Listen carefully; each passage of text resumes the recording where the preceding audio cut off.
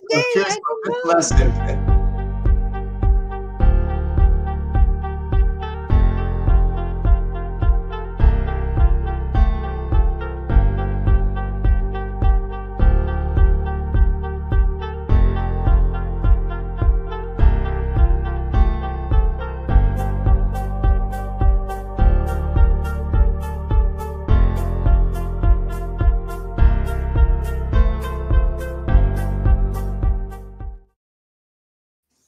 Hello, everybody. Welcome to Coach's Corner this Sunday. Good morning, good afternoon. Hello, everybody. Welcome to, wow, I think this is the 10th one we've done, I believe, which is amazing. You know, it's always great to do these with my amazing colleagues and share some value and different types of topics and journeys and stories. We've gotten very vulnerable in here. We shared, some many props as well, right? And a lot of, you know, um, knowledge. So, and we're also, if you notice, we're down one person, but we have tremendous value. We're sending, positive energy and love to Lou as well, and also some warmth as well in Florida. So my name is Jamel Matias. I'm a certified Bob Proctor coach.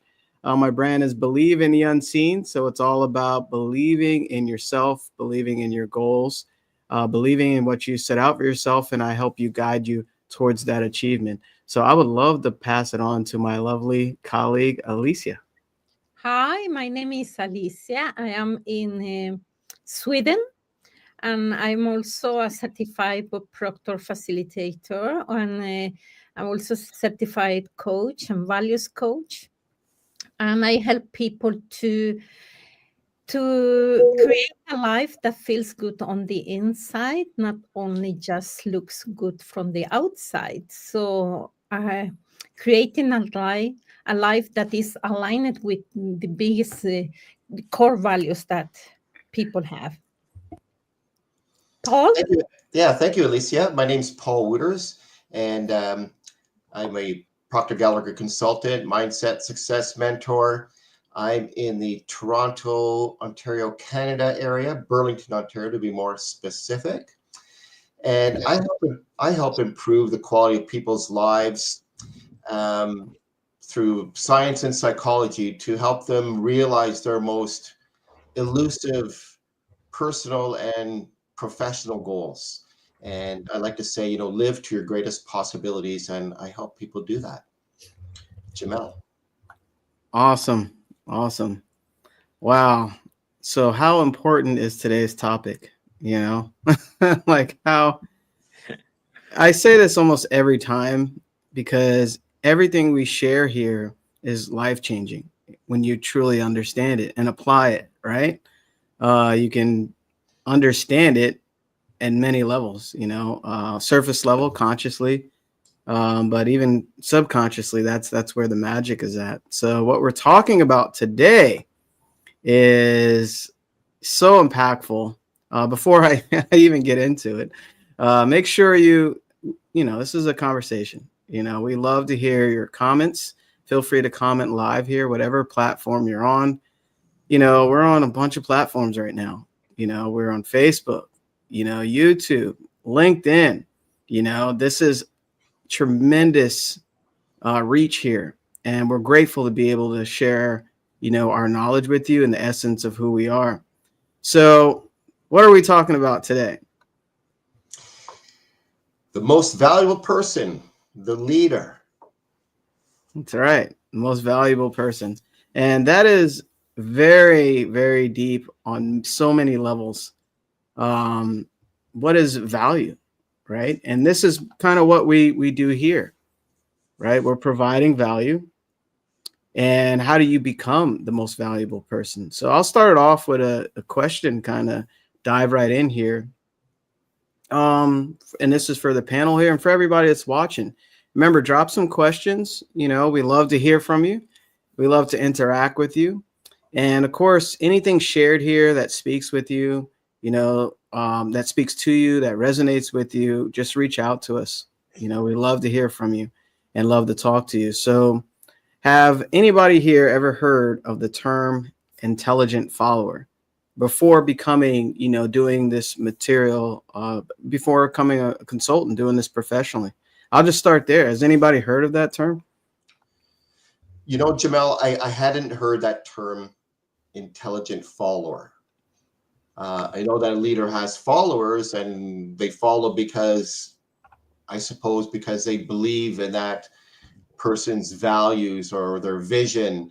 But an intelligent follower, like, what does that mean exactly? So, and it's not about blind obedience or passivity, just, doing exactly as you're told, like an authoritarian leader would be, but really about actively contributing to the vision or the goal while supporting that leadership. And I didn't really realize what that meant to be, and Bob talks about that, being an intelligent follower, as you said, and be, the best follower you can be. And what did that really mean? And so there's a number of things that I sort of jotted down, and that was, that the follower will take initiative within the framework that's provided by the leader. That's, for an example, that was something that an intelligent follower would do. They would also foster open communication and work cohesively with the leader, and if there's a team, with the team, and understanding that the collective effort of everyone leads to the best outcome, and always looking for opportunities to learn and improve, and recognize that my development as a follower enhances everyone's success, the team's success, and the vision that the leader has established. Alicia, do you have anything to add to that? Yeah, I would like to take that from my personal story. And I want also to say that we all are leaders in one way or in another.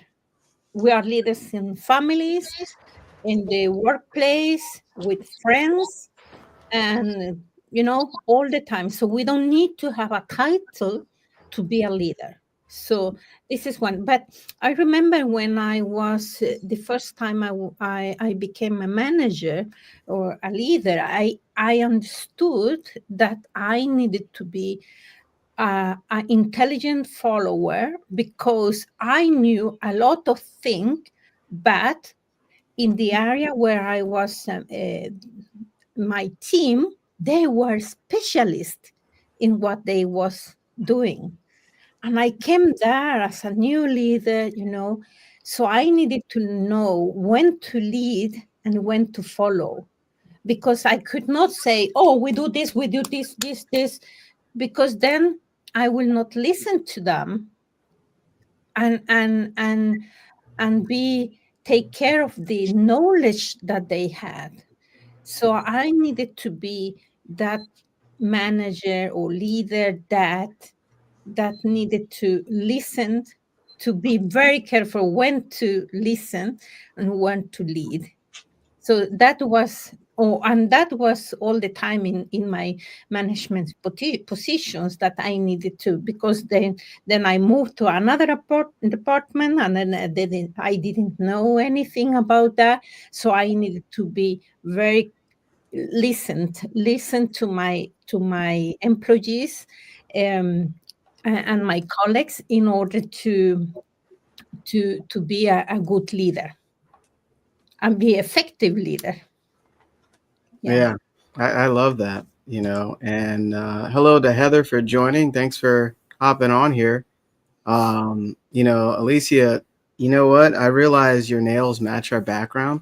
So you have tremendous foresight, and intuition. That's so cool how that happened. And that's off topic there. But,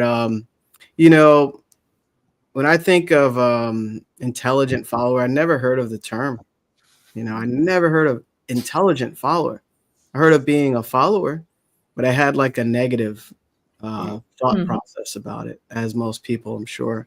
You're just a follower, And when we think about intelligent, that's also subjective, right? It depends on perspective, but it also depends on the goal, right? So who's leading you where? So this is where goal comes in, right? Who do you want to um, emulate?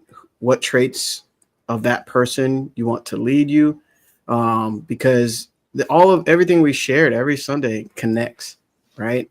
And being an intelligent follower, it reminds me of that quote of Bruce Lee where he says about the glass half empty, or what is it, half full or half empty, right? So how are you perceiving things? I know everything, right? I know how to start streaming software. No one can tell me nothing, So that's that mentality where you're not open to receive something that spirit is giving you that you've been seeking, maybe even unconsciously, right? So it all starts with a goal to be an intelligent follower, because the leader will lead you towards that destination, right? Whatever you want to achieve. So that person has achieved something you usually haven't in the physical world, and you want to be intelligent about who you're following, right? It's so important. And what is the intelligence? Just be a sponge, right? And here's kind of a follow-up. We touched on it a little bit. So now that we have, a higher understanding of what intelligent follower is, you know, we touched on it a little bit. But what does it really mean to each of us here? What does it mean to be intelligent follower, based on kind of what I shared here a little bit? If anybody wants to add on. Well, I think being an intelligent follower, that is going to lay the foundation for effective leadership, right? Strong leaders emerge or come out of situations where they really excel as intelligent followers, because they understand the teamwork and they understand communication and they understand the value of shared success, and they understand their contributions to creating a healthy, growing, supportive environment. But I also have to say that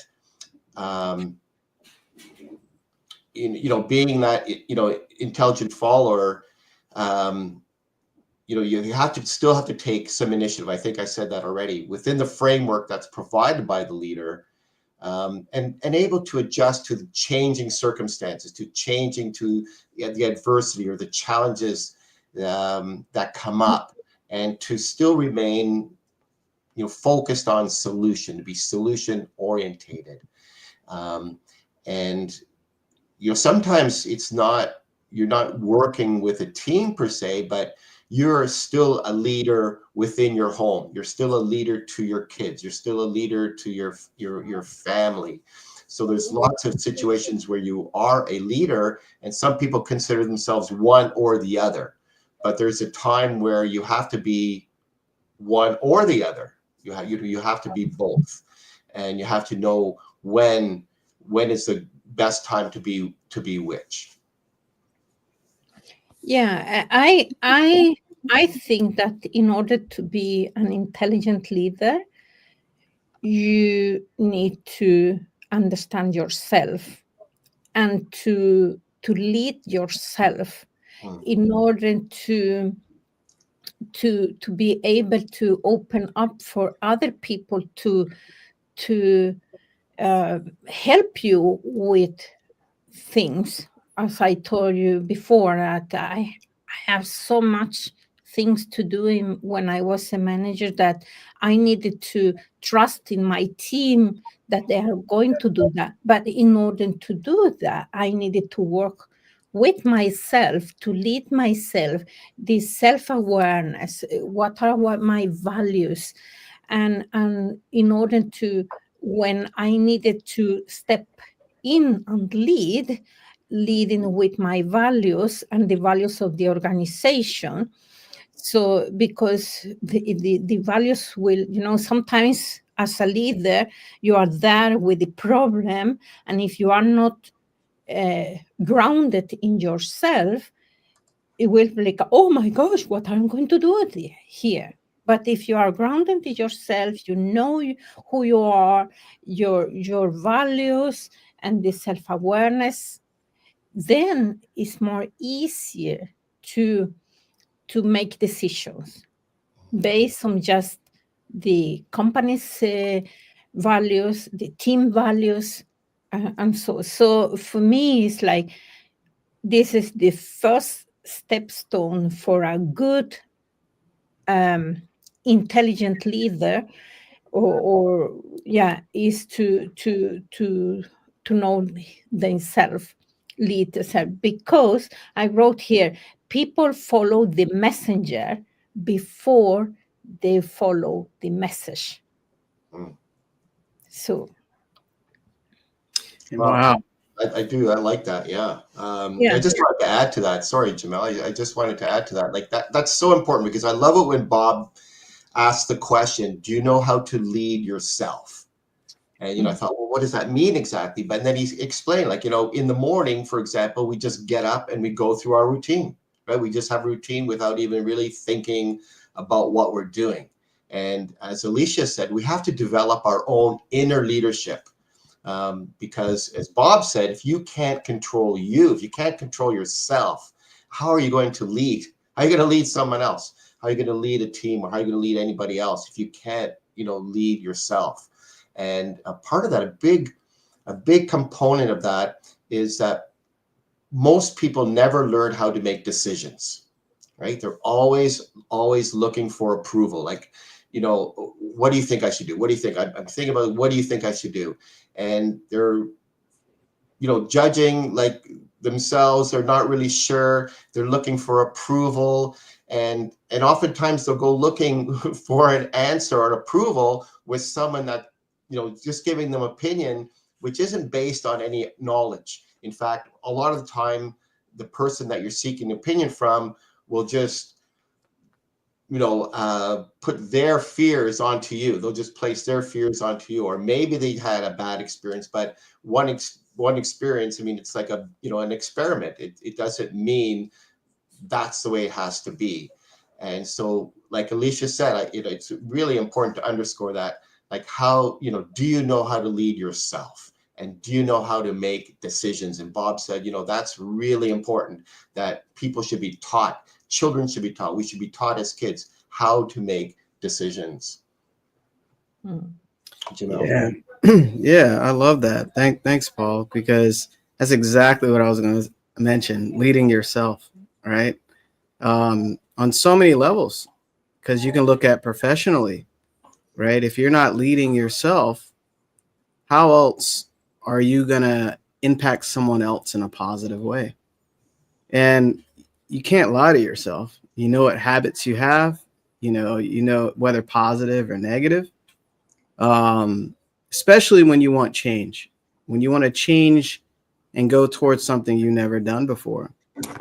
You want to be able to lead yourself from the old version of you to the new version of you, right? So you have to become intelligent, knowing, okay, let me be self-reflective and be honest with myself. I'm not doing the specific task because it's very uncomfortable. I'm not used to it, right? So I was really thinking about something, the law of compensation. The law of compensation is based on the demand for what you do, your ability to do it, and the difficulty it is to replace you.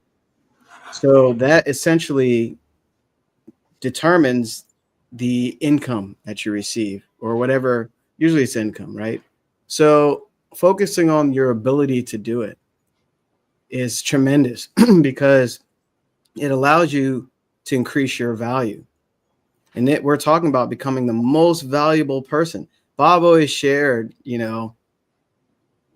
put more wood in the fire to get more heat, and a lot of people expect the heat without putting the wood in the fire. And this is back in the days where you have a furnace and or you can put coal in there if you want to go further. But the point is basically the actions. And how do I become better at what I'm doing? You're becoming valuable, irreplaceable, right? and whatever it is that you choose to put the energy into. So what both of my colleagues here are sharing is so important to understand, to become valuable, not only, to yourself and leading yourself, that the outside is a reflection of that.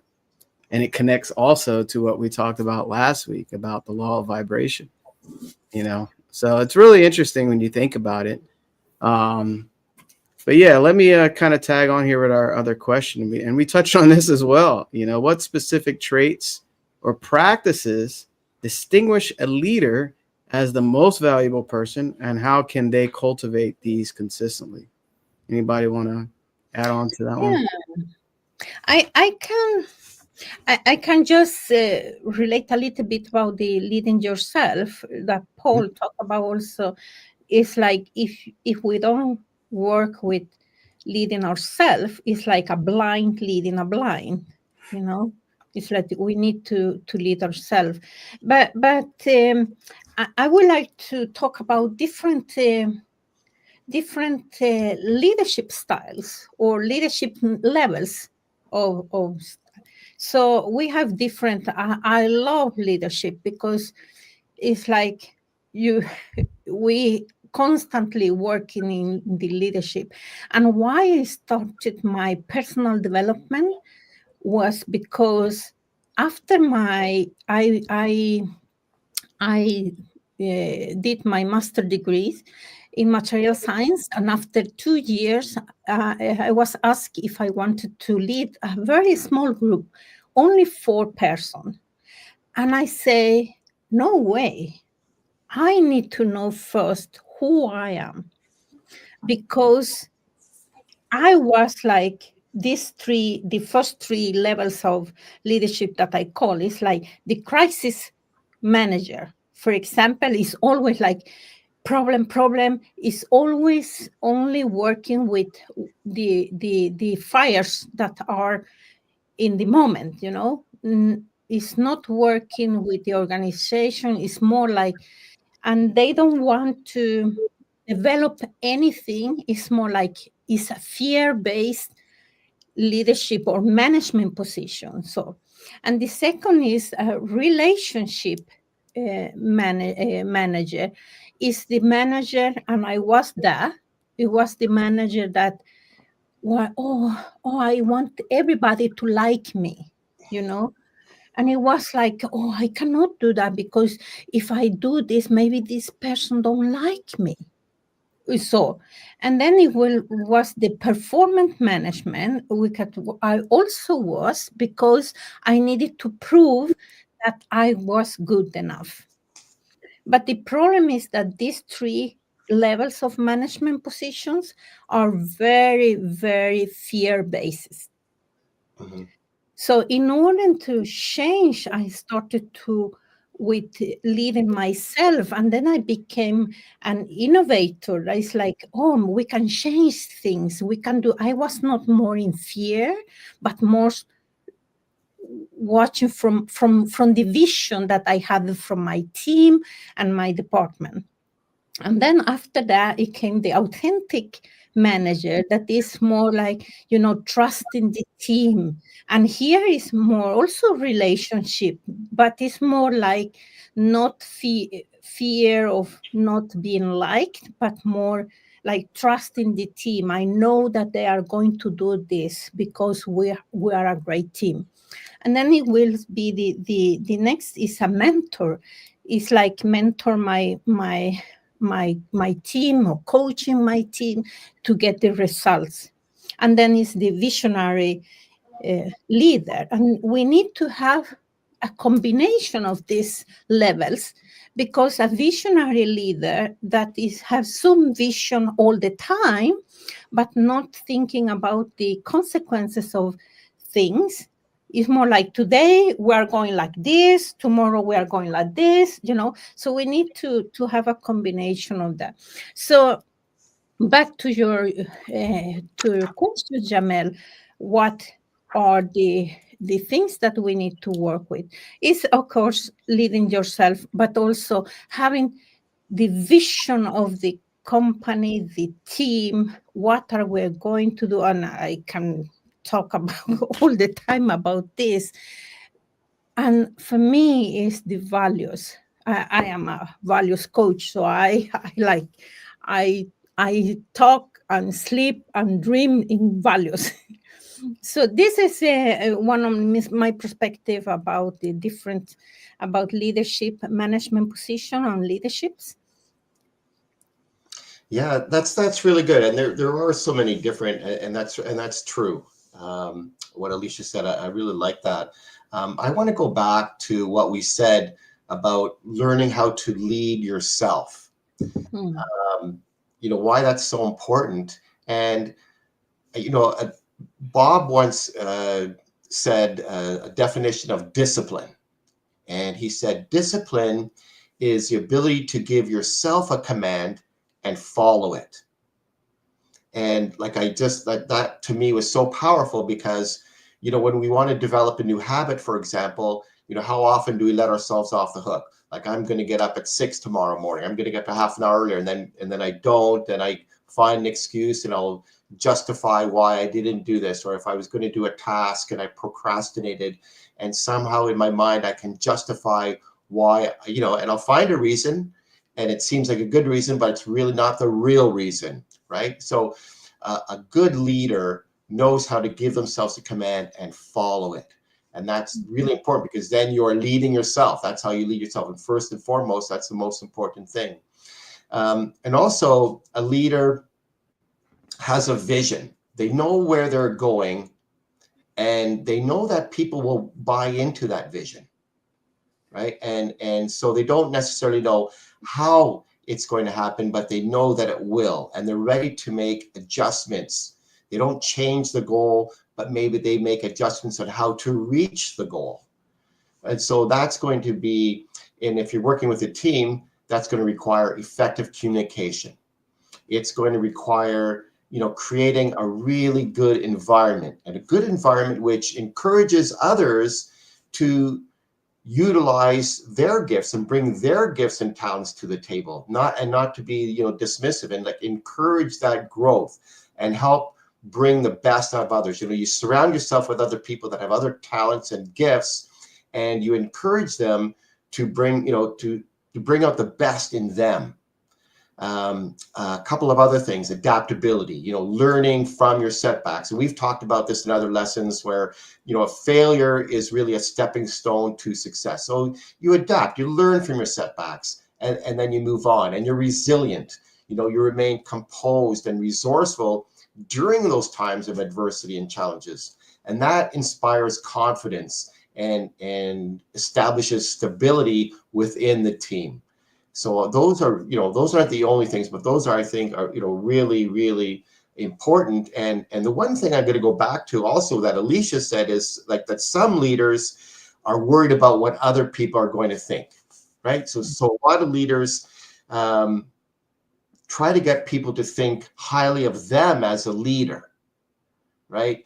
But and I love that quote that came up that Bob brought up by Chris Haggerty, who said, the goal of most leaders is to get people to think highly of themselves as a leader, but the goal of the exceptional leader is to get people to think highly of themselves, right? I want you, I'm a leader, I want you to think highly of yourself, and I'm going to inspire you to bring out the best in yourself. So I think those are probably the top, in my mind, the top qualities of a good leader. Jamel? Yeah, we're touching on so many things. We briefly before this we talked about sports, and that's great, Paul and Alicia. I can talk to you, have these all day, every day, because there's so much value here. But briefly, we were talking about sports, and to be an intelligent follower in sports, football, for instance, American football. The coach. I used to play football, and if I wasn't an intelligent follower, obviously I would be disciplined. I would be benched where I couldn't play in the game, or I'll have to do extra training or exercises or whatever. if I didn't listen to the plays that were planned or whatever. Because, for instance, let's say you're given a play and you totally do whatever you want, regardless of your other teammates. That's not an intelligent follower, because the play is formatted for a specific route. You go a specific route. Every player knows their assignment, and it's a cohesive thing as a team. This can be applied to, professional, jobs or whatever. You have a team, so you have a specific team goal, then you have individual sub goals, and et cetera, that equal the whole. But as a team, as a football team, if I was an intelligent follower, or you're kind of working against yourself, right? And intelligently, you want to basically do the play that's been given you. A colleague of mine says, run the play. What is the play? That is the plan that you've been given to become a better at whatever you want to achieve, better follower. And the leader is the coach. He's been doing it probably 3 times as long as you. I remember my old couple of my high school coaches, my previous high school coaches, they knew the game a lot more than I did. I may had some physical attributes. I was very fast. I was very strong. But you'll have these gifts, but not know how to apply them. This is where you have to be intelligent, right? So listen to the person that has a wider oversight. They know how the other team plays. They know their weaknesses. They know their strengths, right? So now you're following their guidance. I wouldn't say, you're being submissive. Like, you have to be open to being coached, mentorship, coaching, right? So that allows you to become more of who you are, especially when you're humble yourself and being open to that guidance. So I didn't know certain plays. I'm thinking back, I didn't know, the impact of other teams. It was so interesting to kind of know this material now and use that reference and look back and see how, becoming an intelligent follower is golden towards your goals, and also just better results, in your life. It's very powerful, Alicia, did you want to add on? Yeah, I was a little bit about what Paul talked about, discipline. And this is very, very important, because in order to create credibility in your team, that you need to create credibility, you need to have the discipline to show up all the time at your best self. And even if we all have like ups and downs, so always like in the it's a book, what is the name, Jose Miguel Ruiz, where he talk about do always your best in the 4 agreements. One of the agreements is to do the best always. And it's not mean that if you have energy in 50%, you will need to push you to do 100%, but it's to doing yourself where you are at the moment. But the discipline will create a lot of credibility, because you need to do what you say you will do. And if you don't do that, the people will not trust on you. So it's very, very important. And also, again, about this leading yourself, is that here I come. We have all our how we see the world. So if you know that this is the way you see the world, and you are self-aware that this is how I see the world, then you will understand that there are people that see the world differently, and it's okay. So in order to do that, you need to know yourself. You need to know that what is, for myself, was like, what is that? This is the trigger, what triggered me? That sometimes I was like, is what are my triggers? that I know that something triggers me, I will be not allowed to be more open to listen to other people that have another frame of the world. So I need to all the time be more aware. So another thing that I want to do is that there is a secret weapon for every leader, and is, I know I have done used them, and it's love. To love what you do, to love your team. I know that sometimes you just listen to the name of the one person and you're like, oh my gosh, I don't want to go to the work. But you know, it's loving what it is, loving the team, loving the challenge that come to with the role of leading. Yeah, and see the all the challenge as an energy bar. You know, when you take an energy bar, you get a lot of energy. So it's like, okay, bring it. I will see that as an energy bar. It will be, it will give me energy to solve all this challenge. But it come only if you work with yourself. Mhm. Wow, you shared so much, and like Lou mentioned last Sunday, we all say something sometimes for us to hear as well, you know. And Alicia, you shared some very powerful perspective there. Thank you. Yeah. Paul, did you want to mention anything there? Um, just want to add a little bit. Yeah, so it's about being creative and about bringing the creativity of everyone else out and allowing them to be creative, and that the effective leader isn't competing. They're always trying to create. It's not about being competitive, but about being creative. And at times, the leader will look like they're very stubborn because they have a vision, they have a goal, and so a little bit of stubbornness is okay because you listen to your intuition, you listen to that voice inside, but also be an active listener to what your followers are saying, what people being really aware of your world and where you're going, but and to really tap into your creative abilities. And we talked about that in previous lessons, and about intuition, about listening to your intuition, and about being creative. And it's not about being competitive, but about being creative. Mhm.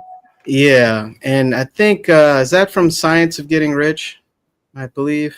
Um, you know, yeah, it is.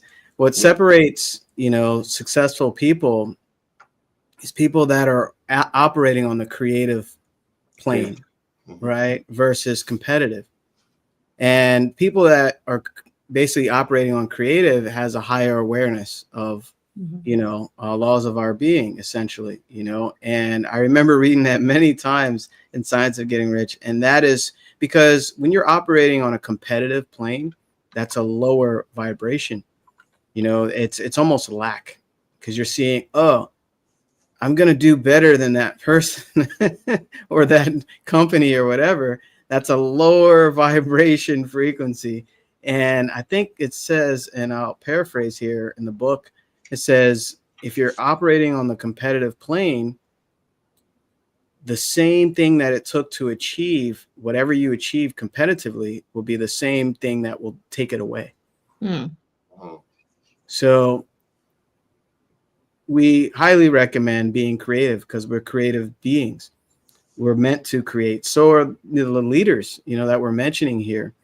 And there's a book that I'm reading that's on my nightstand, and I read a chapter. I'm moving back to a chapter at night, that I'll mention is Atomic Habits by James Clear. Mhm. Powerful book. Um, and this ties into being an intelligent follower and to leading thyself, right? To thyself be true. Mm. Right? That was I forgot whose quote that was, but are you being true to yourself? This is why personal development is so essential. because it's very personal. You look at yourself. What did I do with my day? What did Bob say? What did Earl say?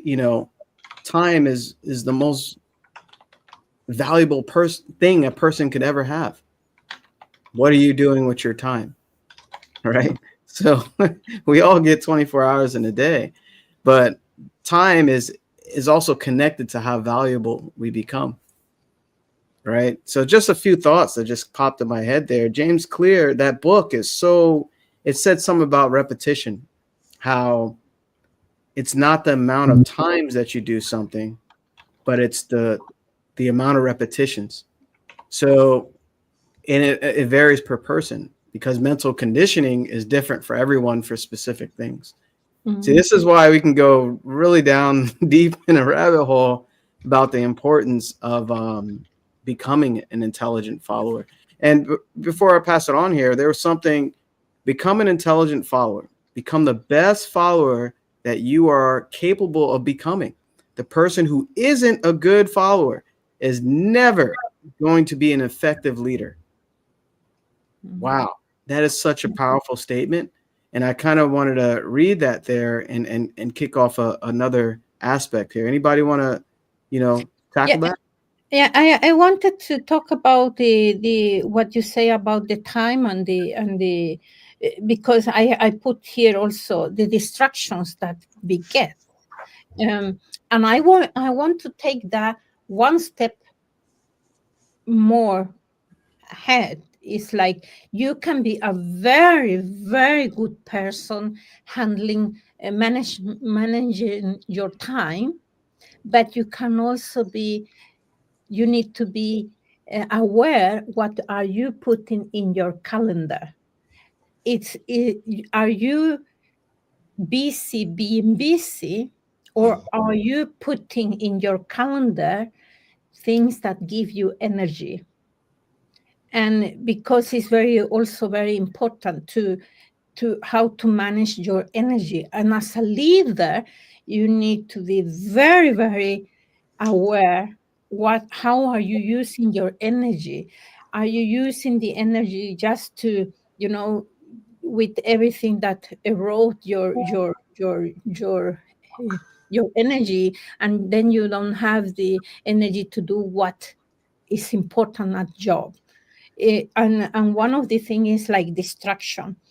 Are you being reactive before being creative? And what I mean is that if you wake up in the morning and the first thing that you take is like your Facebook or your social media or your emails, and instead of putting more energy on creative things that is good for your team, for your organization. So it's very important. And also I put here having the time to reflect. I am a active. I call me the reflection activist. Like having time to one of the tools that I used when I was a manager was like having time to reflect every day. Set aside some minutes in the morning to reflect, to gratitude, and so to the goals, but also in the evening. What went well? What should I do better tomorrow? How can I handle this? How are I going to start tomorrow to start creating and not reactive? So this is one of the things that I wanted to. I really like that. I really like that because we've talked about in the past about that morning routine and beginning the day with gratitude and deciding what you're going to do. Are you going to do the trivia many or the critical few things, right? Yeah. So that's really important.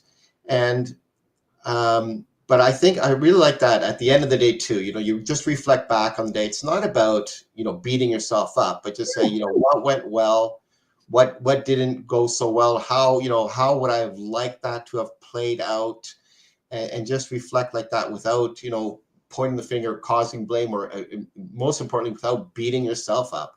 So I really like that at the end of the day to reflect back on the day, right, Alicia?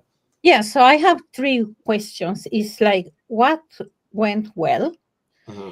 what needs to be to work, and three is what will I do differently tomorrow. Hmm. It's like, because then I know, okay, this was very good. Okay, this I need to work on this a little bit more, and tomorrow I'm going to do. So, for example, Thursday when I did my book end, I like, oh my gosh, I hadn't the whole day because I forgot to plan my day, not forgot. I didn't take the time because I had other priorities. But what happened with that with Friday was that my day was more like, random, because normally my Fridays I don't work Fridays, but then it was more like random. And then I say, okay, what went well? Oh, I this, but then, oh my gosh, I was so distracted. I haven't any structure about my day. And then what I'm going to do different? I want to plan my days. I plan my weeks, but also every day I plan my next day. So I solidified that, but I was like plan without any plans, and then I wasn't so good. Hmm. So yeah. Yeah, I can relate to that, Alicia. You know, it's so amazing when you have this type of knowledge now. And I look back, my days were so, what is it, daily trivia, Mm, right? mm, How many people are walking around in life just letting life happen to them and having all this noise and just doing random different things, where there's no focus to a destination. That was me for many years. Yeah, I'm sure we all can relate to that, right? And our viewers as well. You mentioned time, and and also there's two things: money. What are you investing in, yeah. right?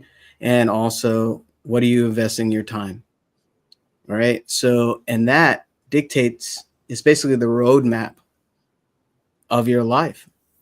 Those two important things. And when Bob shared that, I was like, holy, I mean, we're at the first month of the new year. Look at all last year. You can go in your bank account or whatever and look at what you spent your money on. It's very revealing.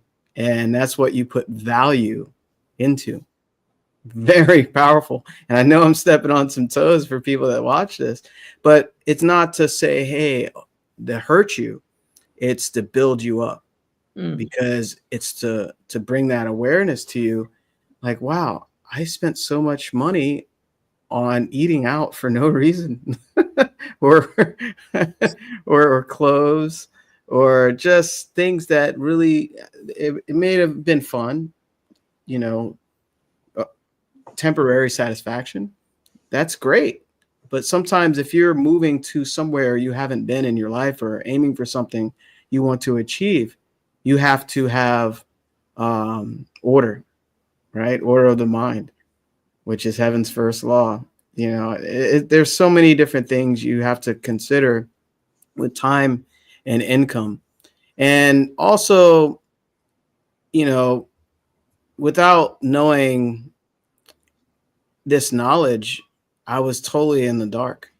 mm, I was in the dark. I didn't know that having a structured day, I was totally, I mean, going to college, you had to make sure you go to class and get there on time. You got grades to pass and et cetera, tests and stuff. But that was like the only structure. Outside of that, what was I doing? I didn't have defined goals.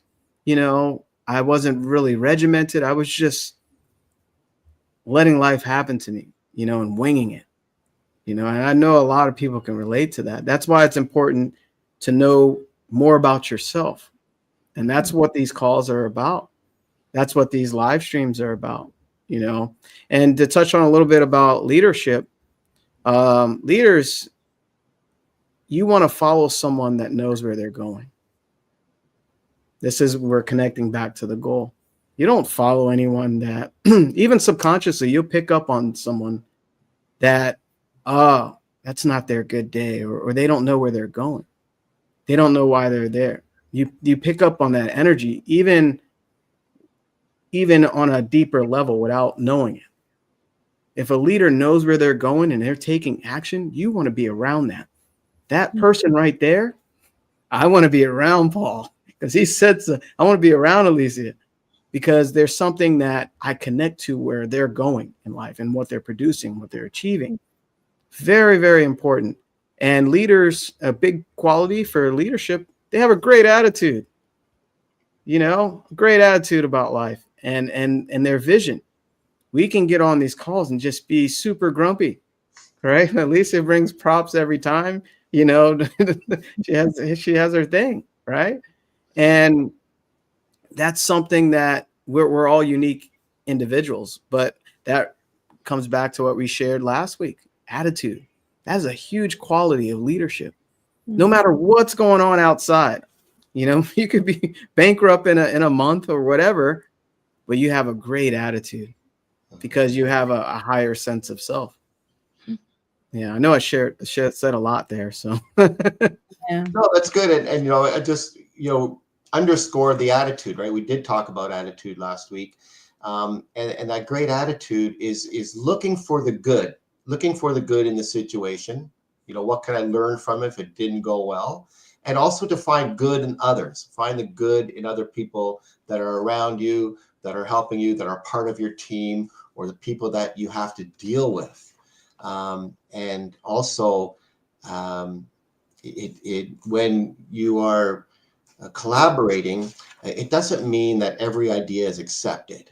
You know, it only, you know, but take the ideas that will move everyone closer to the manifestation of the vision, towards that goal. So whether you're leading yourself, for example, you know, you can look at yourself in the mirror and say, okay, is what I'm about to do related to my goal? Is the step I'm about to take going to take me closer to my goal or lead me in the direction of my goal? And if it's not, why are you doing it? You know, ask yourself why you're doing it, unless it's taking you towards your goal. And, you know, Alicia and Jamel, you talked about time. You know, we can't manage time, but we can manage the activities that we're doing in that time. So you have to look and say, okay, is what I'm about to do taking me towards my goal? Is it stepping me? Is it in alignment with my vision? So I think those are really important, you know, concepts to be aware of and to recognize. Yeah, it's like every company they do. I don't know in USA or Canada, but in Sweden they do the quarterly report. You know, they check how the business go and so. I normally do my quarterly report is for me, and it's like my money, my time, and my energy is how I have how the in my I invest them, and how have I invested them in good things, like Paul said, are the things that you are doing, the activities that you are doing in your times, giving you the energy to continue to believe in your goals and visions, to get you motivated to continue. Is I believe that are very important. Yeah. yeah, I love that, Alicia. You know, two things came to mind when you shared that. Um, Shout out to Brian Madsen. You know, they're doing amazing PG training, right? The launch in 10, and it's reminding me of the quarterly. Mhm. You know, I wish we can do those quarterly. I'm sure there's a schedule, but what that is basically becoming more valuable, right? Mhm. And you're becoming an intelligent follower. And that's what, we are dedicating our time into. Remember, time and money, right? Well, those two things dictate basically who you're becoming. Another thing that comes to mind is our talents and abilities. What is the quote there? God or spirit has given us more talents and abilities than we can ever have in a lifetime.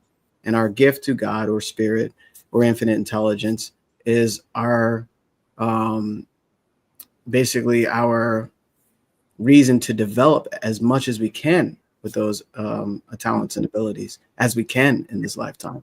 So, sorry, I kind of fumbled there, but the point is, we've been given all the same things, the same gifts, and becoming valuable, is a very personal choice. Right? You're facing yourself in the mirror. How can I become more? How can I achieve what that person has achieved? Right? How can I develop these abilities that I've been given?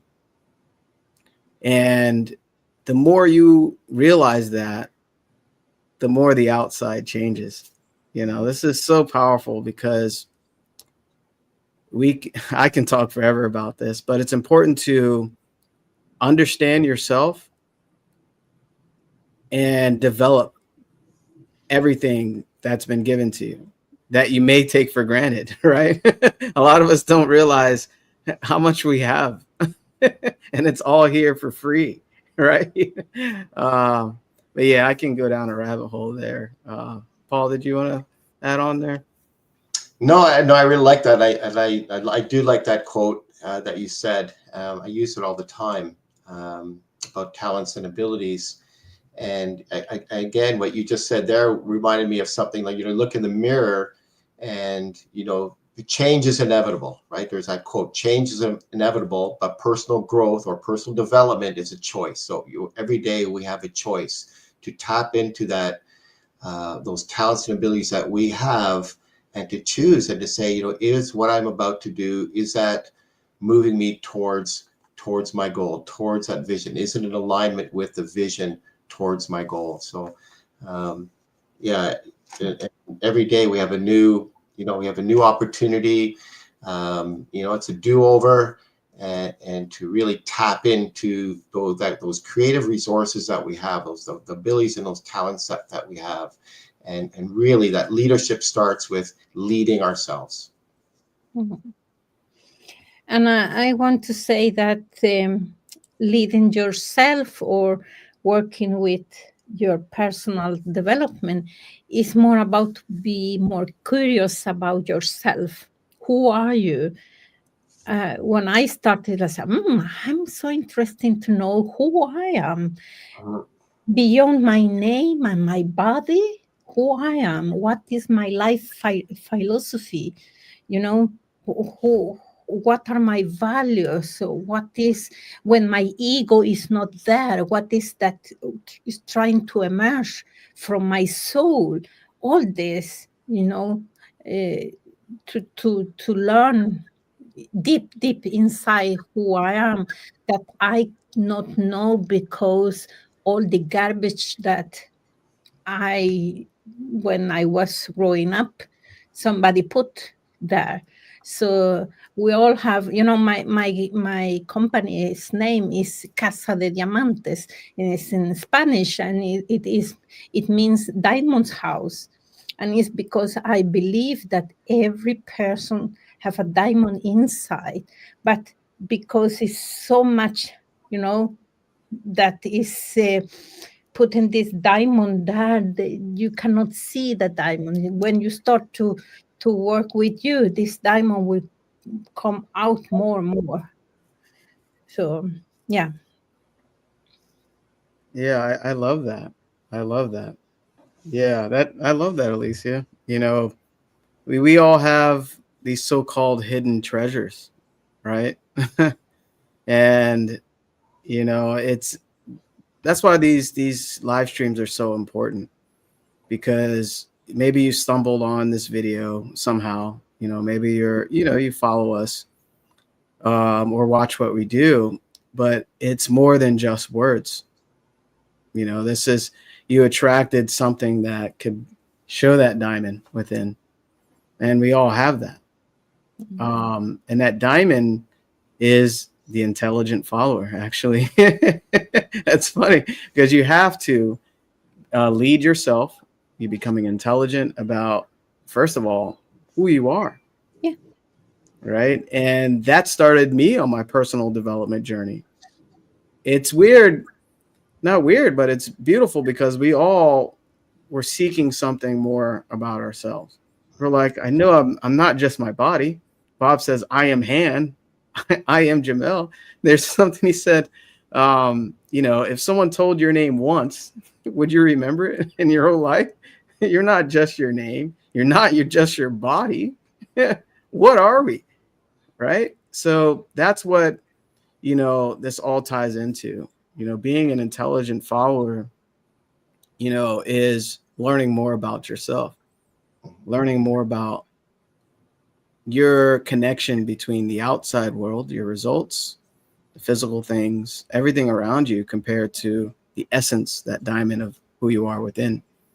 And, but yeah, Paul, you want to add on? Oh, go And ahead. I want to say about something about the name. I remember when I was younger, uh, when people they didn't say my name in the right way, I was so angry because you need to say Alicia, not Alicia or not Alice, you Yeah. know. And then sometimes people here in Sweden, how can I call you? Alicia or Alicia?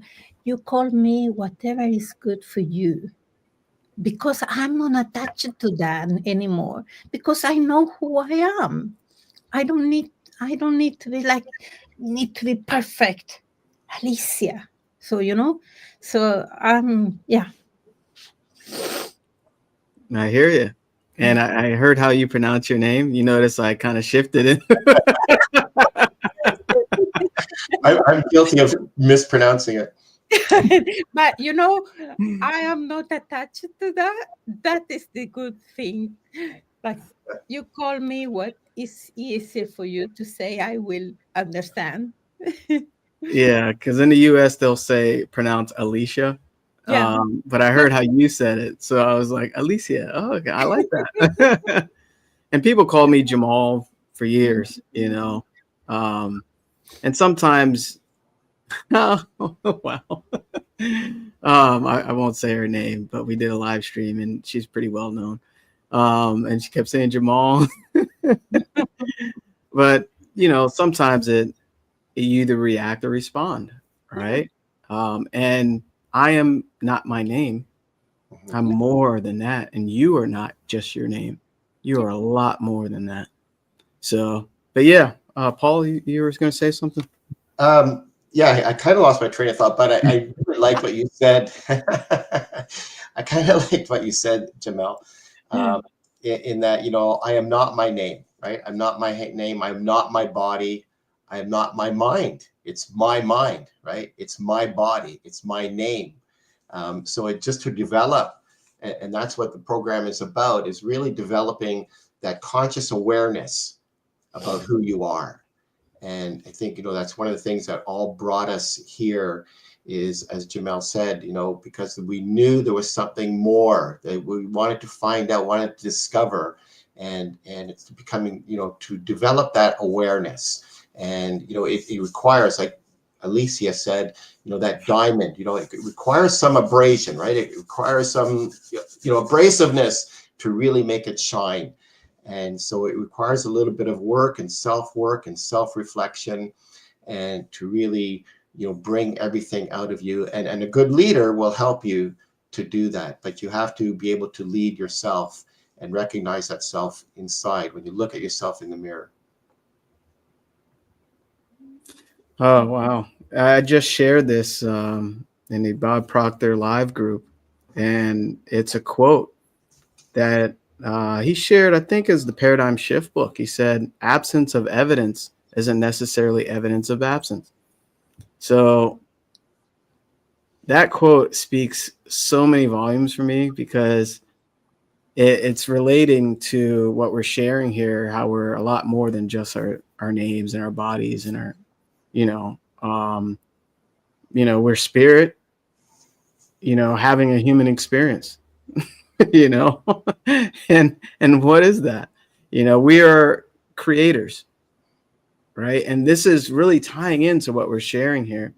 This is why it's so important to be open to mentorship, to be open to having someone see the outside and also experience it in a different way to help you towards, the leadership that you seek and the goals that you seek. Because if you're not leading yourself, you definitely can't lead another. If you're not holding yourself accountable, and this is not in a negative way.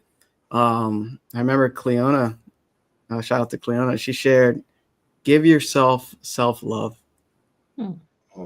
That's what discipline is, because you are loving yourself, your higher version of yourself. I love myself. I love you. and what that does, you're rephrasing discipline and also, what is it? Daily trivia, when you're doing random things, becoming, tossed around by the outside world rather than creating, mindfully and the results that you want, But yeah, was there any exercise that comes to mind, anybody, that we, our viewers can apply some of the what we shared here? Anything come to mind? Because I was trying to think of something. Yeah, what I come to mind is I take time to reflect. To the reflection time, the solitude is so important for a leader to fill the cup with energy. So I believe that taking time to reflect what is going well, what needs to be worked, and what I'm going to different. Also, are you also reflecting every day? Are you being reactive before creative? It's also very, very to think about. Yeah, this is what they come to me. That is very important for leaders. And sorry, but it's a very cheap tool to use, but it's also easy not to use. It's simple to use, but it's easy not to use. But it gives so much value, because then you start to be aware what is working and what is not working, and then you can adjust. Mm. Yeah, I love that exercise. So to kind of give it a little add on there is you can write down what you did, your activities you did for the day for each hour, right? So this is a reflective exercise where you can see what you've been doing with your time. You can do it for yesterday, and that'll help you get some type of awareness of, are these goal-oriented activities or is it just wasting the day away? And the other thing I was going to add also, Alicia touched on this as well, is your energy. How did I feel that day or during that time, right? Yeah. Because you can write that down as well. It's almost like journaling, but you're seeing how your energy was, and energy matches your thoughts, really. So that shows you what you've been focusing on mentally as well. This is a great reflective. Thanks, Alicia, for bringing that up, because it reminded me of something I was doing at the time. Where you're writing down what you did with your day each hour, or you can do every 3 hours, whatever, all the way up until you rest your head, and also your energy, because that is a law of vibration, what we talked about last week. So if your energy is needs some reframing, that means that your thoughts are kind of, you've been focusing on the negative rather than the positive, Paul, did you want to add anything on that? I would say, I was going to say something that I forgot it. but I will, but I will say this. I want to say this quote that Bob has, and I don't know if it's his quote, but I've heard him say it a lot, and that is a leader understands that if a person is not prepared to do more than they're being paid for, then they're never going to be paid for more than they're doing. So I really, and you really have to like mull that over in your head a few times to really grasp it. But I think it's really, really important. Yeah. I think that could come from the science of getting rich as well. But I know it's brought up in this exercise. And just a little question I want to just throw out there for people.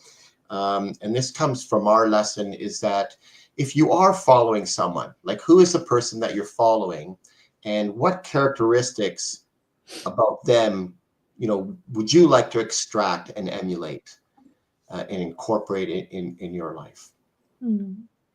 So those are my final thoughts, Jamel. Awesome. Yeah, those are really big. We're so in sync because I was reading that one right before you mentioned it, Paul. So I'm so glad you brought that up. Yeah. All right. So it's been an awesome, Coach's Corner here on this Sunday. If you missed their live, make sure you watch the replay and implement some of those things we mentioned because they're life-changing and they reveal a lot because, a lot of us are conditioned for so long and not knowing that we've been in this bubble, and now it's time to pop that bubble into what's all around you, right? Which is abundance. So, reach out to any of us. We're always here to help you. We definitely want to guide you to your higher self and the results that you want and lead you, help lead you and help lead yourself as well. Because once you develop these habits, positive habits, goal-oriented habits of a better mindset, life starts changing, which is amazing. And, I'm so grateful to be here and talk with my amazing colleagues as well, because it sets me up for the week as well. And hopefully this sets you up as well for the week. So bye, everybody, to next Sunday. And make sure you do the exercises. All right. Take care, everybody.